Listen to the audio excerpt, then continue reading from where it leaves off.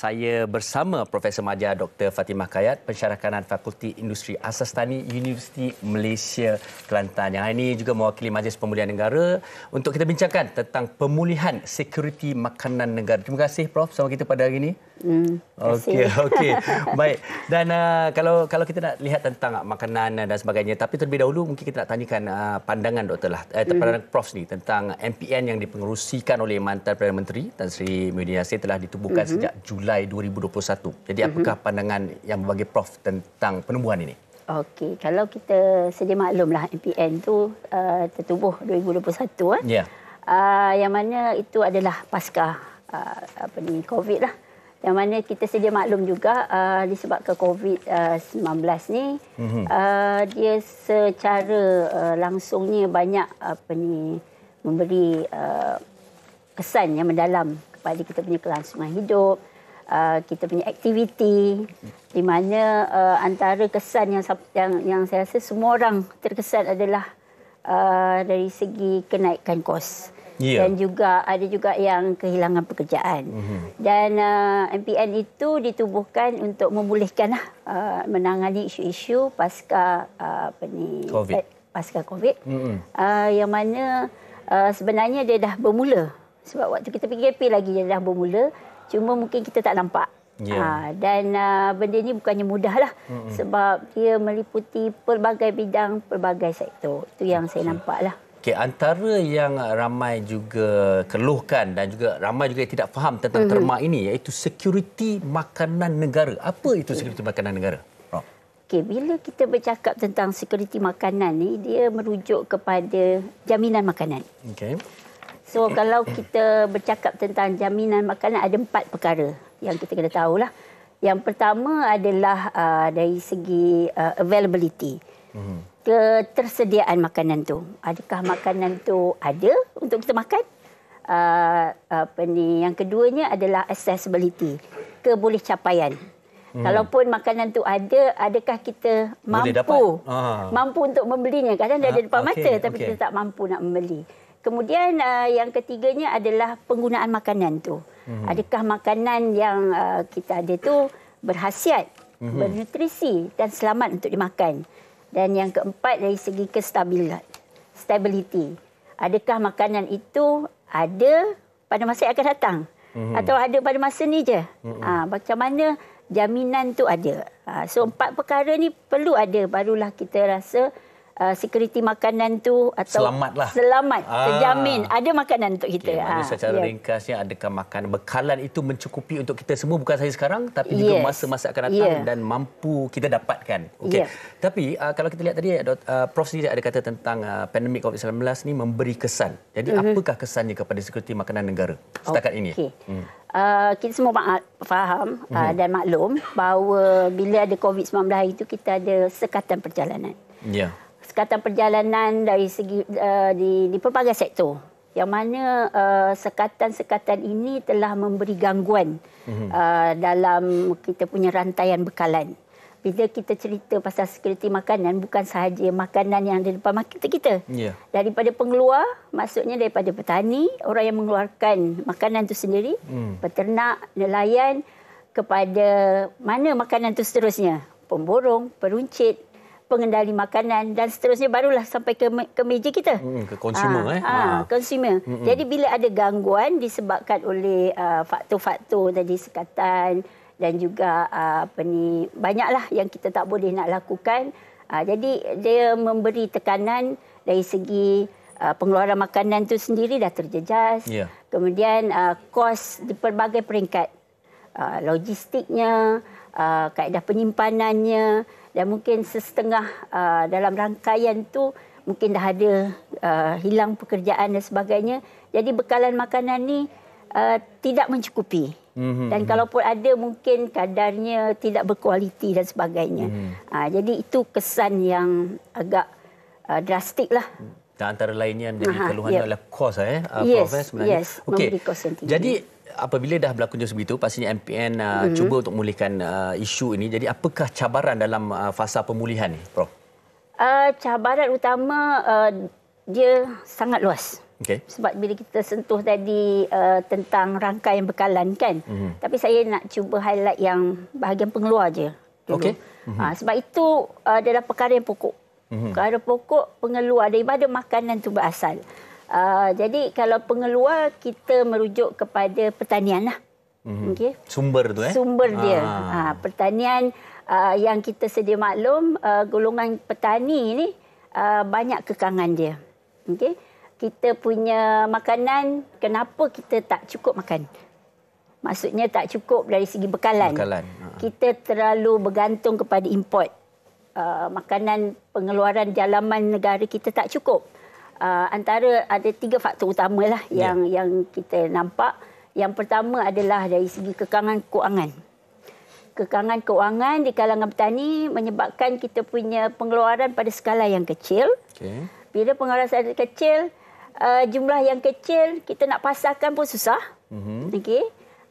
Nak gunakan teknologi, nak perbesarkan, tak ada kewangan yang mencukupi. Dan juga tadi kualiti dan sebagainya akan terjejas. Itu yang pertama. Okay. Yang kedua adalah pengetahuan, kemahiran. Kemahiran yang kebanyakan golongan petani kita mengamalkan kaedah konvensional dalam pengeluaran. Kaedah lama. Kaedah lama yang teknologi ada, tetapi mereka ni kadar mungkin pada setengah pengusaha ni celik IT kurang. Kalau ada pun nak akses pada teknologi tu tadi mahal. Betul. Dan sebagainya. Jadi menyebabkan pembaziran sumber. Dia tak boleh diuruskan dengan cekap dan sebagainya. Jadi menyebabkan faktor yang ketiga pula. Pengeluarannya rendah. Jadi pengeluaran yang rendah, bekalan tadi tak cukup. Jadi kita terpaksa mengimport daripada luar. In fact, kita punya benih tanaman, benih baka ternakan yang kita ambil pun daripada luar. Itu satu punca jugalah. Jadi bila kita ambil daripada luar, satu masalah utama adalah dari segi penyesuaian. Mungkin dari negara asal dia bagus, tapi bila dia berada di tempat kita, mungkin memerlukan fasa penyesuaian. Jadi yang itu pun menjejaskan pengeluaran. Okey, baik. Satu cabaran yang cukup besar sekali peranan semua orang sebenarnya untuk mengetahui tentang perkara ini. Termasuklah wanita. Jadi untuk wanita sendiri, apakah yang mereka boleh lakukan untuk membantu proses pemulihan sekuriti makanan ni? Sebenarnya wanita ni seorang yang hebat, Farin. Betul. Okey. Jadi wanita ni by default lah, tak kisahlah dia bekerjaya ke, suri rumah ke apa, mereka ni sebenarnya adalah perancang utama. Dalam rumah tangga. Mereka inilah kita boleh panggil sebagai domestic manager. Mereka yang merancang pembelian, terutamanya makanan. Okay? Jadi dengan tadi kebolehan dan dia punya peranan dia tadi, mungkin dia juga boleh mendidik keluarga dia. Kita bermula daripada rumah, keluarga dan masyarakat untuk mengamalkan pemakanan yang sihat, mengurangkan pembaziran, pemilihan makanan yang baik itu sendiri juga. Okay? Dan juga wanita ni juga sebenarnya influencer. Ramai influencer kat luar. Wanita. Kalau kita tahu influencer ni, ramai wanita. Kenapa? Sebab dia ada daya pujuk yang tinggi. Untuk dia punya ada satu lagi, kuasa membeli. Kuasa membeli tinggi kalangan wanita. Jadi dekat situ kalau kita tanamkan dalam diri kita untuk tadilah perbelanjaan berhemah, pemilihan makanan berkualiti untuk keluarga kita, saya rasa itu sedikit sebanyak membantu mengurangkan kesan tekanan dari segi kenaikan kos barang dan juga kos sara hidup lah tadi. Dan saya elakkan pembaziran tu. Yes. Pasal barang makanan ni kalau orang lelaki ni segar kat perempuan beli. Itu antaranya lah. Okey, seterusnya Doktor. Okey, apakah harapan Prof sendirilah selaku pendidik dalam memperkasa sekuriti makanan negara ni? Saya melihat sebagai pendidik, saya daripada Fakulti Industri Asas tadi. Jadi saya mengharapkanlah supaya kita pihak yang berkenaan melihat semula dasar pertanian dan juga pemakanan negara lah. Supaya mungkin ada setengah perkara tu perlu dihalusi untuk ditambah baik. Sebab tadi bila kita melihat kepada kadar import yang tinggi, mesti ada yang tak kenalah. Betul. Kan? Jadi kenapa negara kita banyak tanah yang terbiar tetapi tidak diusahakan dengan baik. Jadi mungkin ada yang perlu diperbaiki. Dan sebenarnya dasar pertanian yang sedia ada bukan tak bagus. Bagus, tapi mungkin satu lagi faktor yang kita kena tengok adalah harmoni antara agensi-agensi terlibat. Kebanyakan kita bekerja secara berasingan ataupun silo. Jadi dari segi pelaksanaan nak mengubah apa yang dah ada ni, kita perlukan penglibatan semua pihak dan juga perlu harmoni lah. Kerjasama sesama agensi yang boleh menyumbang. Itu satu. Dan saya juga memperlihat dari segi pendidikan tadi. Pendidikan kita perlu melihat semulalah pendidikan yang berasaskan pertanian. Jadi mungkin agaknya lah orang melihat pertanian ni 4D yang agak kurang popular. Jadi mungkin perlu diberi sedikit elemen untuk diperkasakan.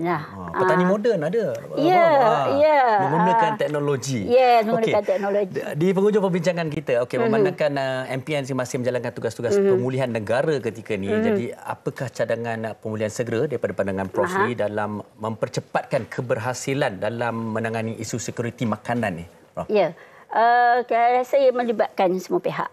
Jadi kalaupun pihak MPN saja yang bergerak sendiri, saya rasa dia tak akan berjaya.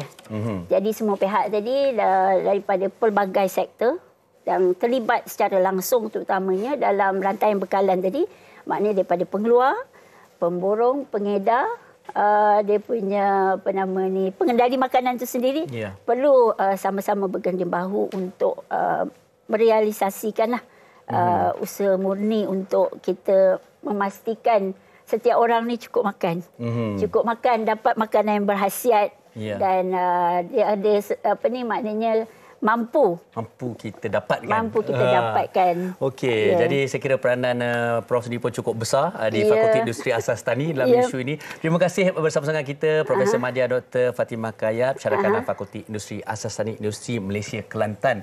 Terima kasih bersama kita di Wanita hari ini. Dan kita harapkan apa juga perkongsian bersama dengan doktor telah memberi pencerahan kepada anda. Ini bukan saja masalah kita sekarang tetapi boleh membawa masalah kepada generasi akan datang kalau sekuriti makanan ini tidak dijaga.